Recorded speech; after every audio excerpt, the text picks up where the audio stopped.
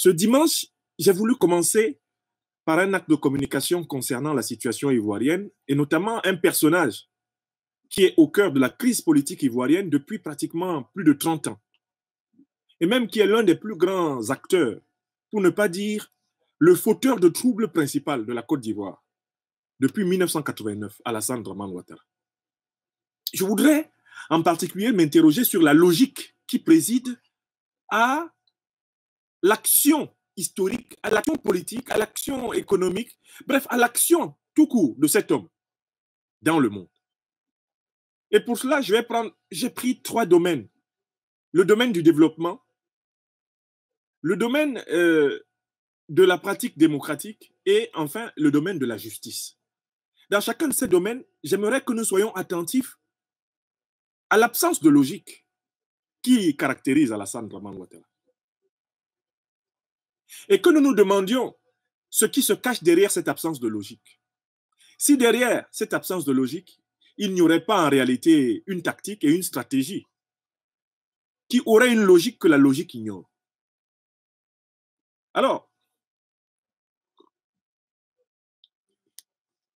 avant d'aller plus loin, il est important d'essayer de préciser ce que c'est que la logique. Parce que voilà un mot qu'on utilise souvent, on l'utilise comme adjectif qualificatif, on l'utilise comme substantif, mais il n'y a pas beaucoup de gens qui soient capables de le définir. Qu'est-ce que la logique? On entend d'abord par la logique la science du raisonnement correct. C'est une discipline de la philosophie et des mathématiques qui a été élaborée dans l'Antiquité la plus lointaine par les négro-égyptiens, les mésopotamiens, les babyloniens, mais qui a été reprise magistralement par les Grecs. Et notamment par un grec célèbre, un philosophe grec célèbre qu'on appelle Aristote, qui a consacré toute une œuvre à décrire en réalité les stratégies que l'être humain doit adopter pour raisonner correctement. Donc, on définit la logique comme étant la science du raisonnement correct. Une science qui enseigne comment on raisonne correctement.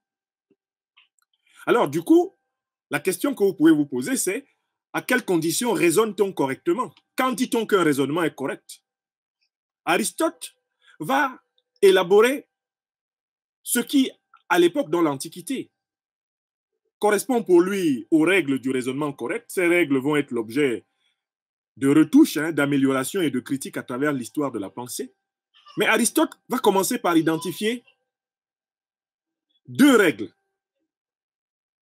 La première règle du raisonnement logique, c'est ce qu'il appelle le principe d'identité ou principe de non-contradiction. C'est quoi le principe d'identité ou de non-contradiction? Ce principe dit que une chose ne peut pas à la fois être et ne pas être. Je prends cette tasse de café, je la montre devant vous. Je ne peux pas dire cette tasse de café est devant vous et n'est pas devant vous. Si je le dis, je viens d'enfreindre la première règle du discours logique. Le discours logique dit que A est égal à A, ce qui veut dire que A est différent de non A. Cette tasse est présentée devant vous, vous la voyez sur votre écran de téléphone ou d'ordinateur ou de téléviseur, et hop, maintenant cette tasse n'est plus présentée devant vous. Vous respectez le premier principe logique si vous reconnaissez que là, cette tasse est devant vous et que là, cette tasse n'est pas devant vous.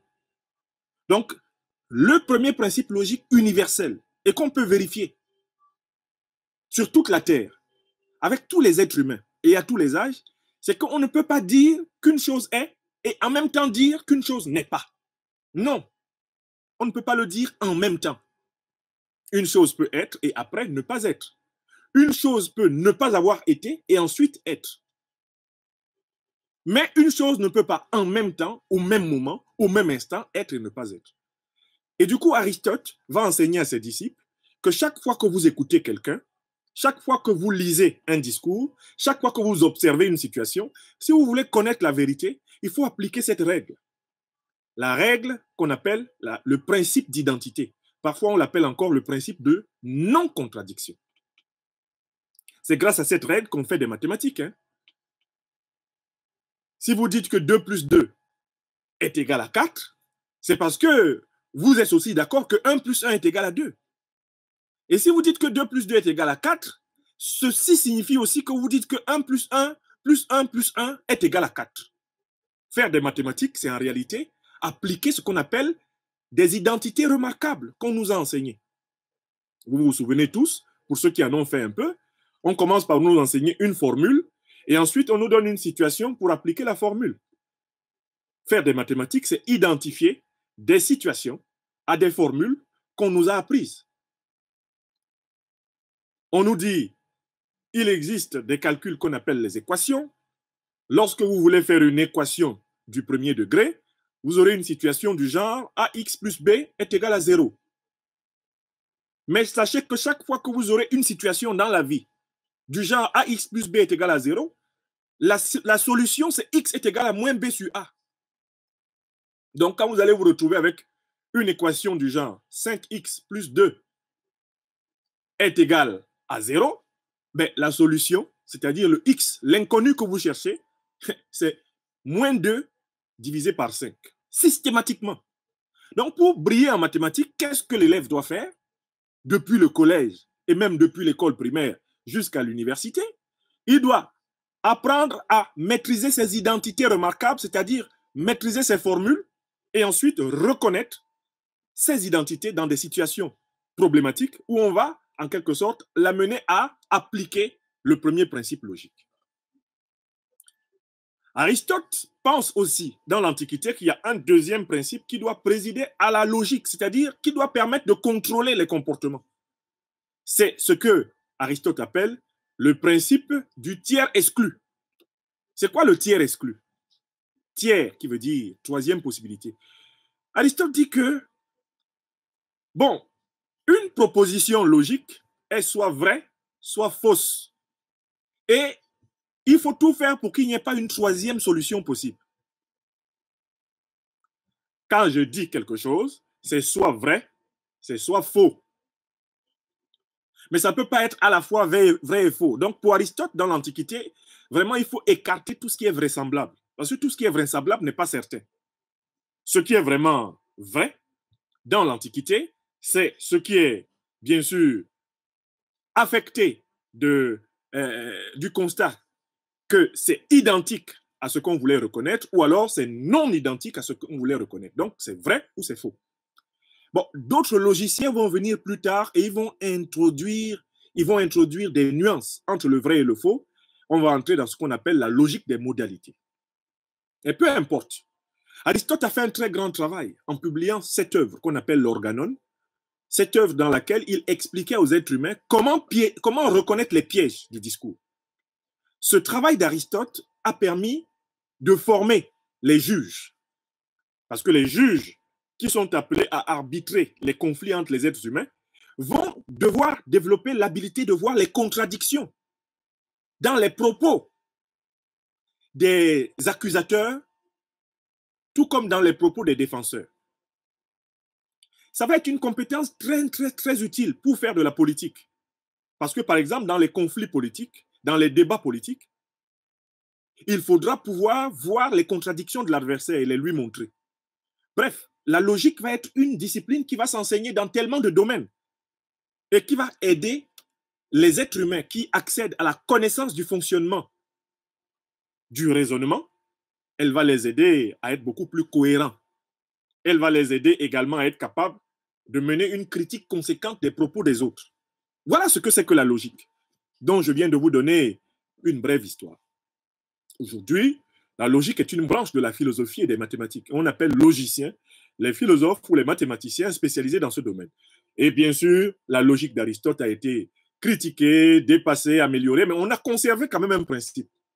Il y a un principe de la logique d'Aristote qui a survécu, c'est le principe de non-contradiction, c'est le principe d'identité. Et en fait, qui est le principe de cohérence. Cohérence dans le discours, cohérence dans le comportement, cohérence dans le domaine moral, cohérence politique, cohérence économique. Une personne incohérente, c'est-à-dire une personne qui dit une chose et son contraire, est très rapidement aisée à démanteler, à déconstruire, à déstabiliser, car il suffit de pointer les points, les aspects dans lesquels cette personne ne respecte pas le principe d'identité ou encore appelé le principe de non-contradiction.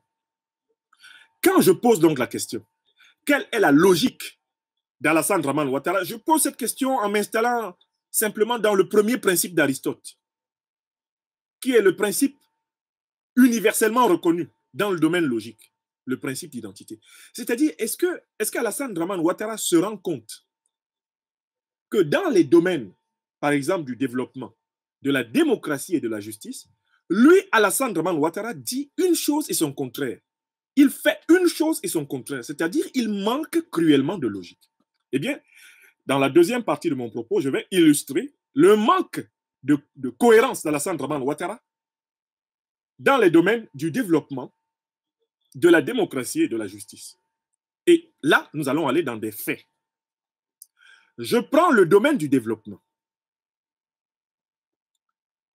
Monsieur Alassane Dramane Ouattara est arrivé en Côte d'Ivoire à la fin des années 80 et il a été présenté aux Ivoiriens comme étant un très grand technocrate qui avait été formé aux États-Unis et qui avait travaillé au Fonds monétaire international, qui avait travaillé à la Banque mondiale, bref, qui s'y connaissait en matière de développement. Alassane Dramane Ouattara s'est présenté comme celui qui allait doter la Côte d'Ivoire d'un développement harmonieux, d'un développement solide, celui qui allait faire de la Côte d'Ivoire une puissance économique irréversible, une puissance consolidée dans ses bases. Voilà comment il s'était présenté. Or, c'est quoi le développement? Par définition, on entend par développement le fait de donner à une société donnée les moyens de son autonomie. Autonomie sur le plan matériel, autonomie sur le plan économique, autonomie sur le plan culturel, autonomie sur le plan politique, bref, de donner à une société les moyens de s'assumer par elle-même. Et ça, le développement. Quand on parle de pays développé, qu'est-ce que c'est qu'un pays développé? C'est un pays qui peut nourrir sa population. C'est un pays qui peut soigner sa population, entièrement soigner sa population. C'est un pays qui peut éduquer sa population. C'est un pays qui peut garantir la sécurité à sa population. Un pays développé.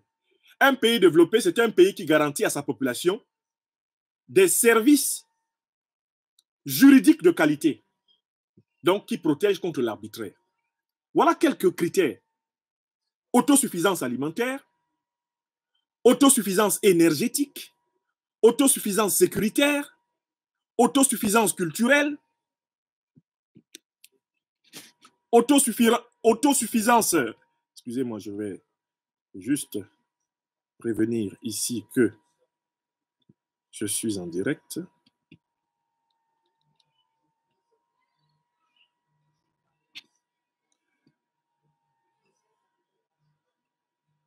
Un instant, chers amis.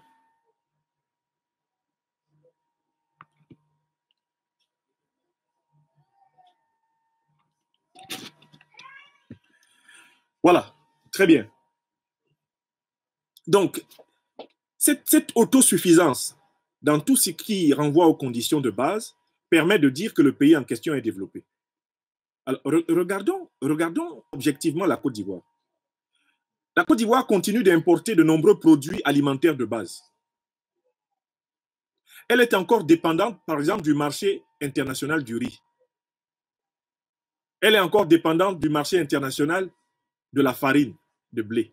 Elle est encore dépendante sur de nombreux produits de base, essentiellement du marché international. Parce que, en fait, elle produit davantage le cacao et le café qu'elle exporte et qu'elle ne consomme pas. La Côte d'Ivoire est une économie extravertie, c'est-à-dire qu'elle produit d'abord ce qu'elle ne consomme pas et elle consomme massivement, bien sûr, ce qu'elle ne produit pas. La Côte d'Ivoire d'Alassane Dramane Ouattara, après pratiquement plus de 30 ans de séjour dans la classe politique ivoirienne, d'abord comme Premier ministre et ensuite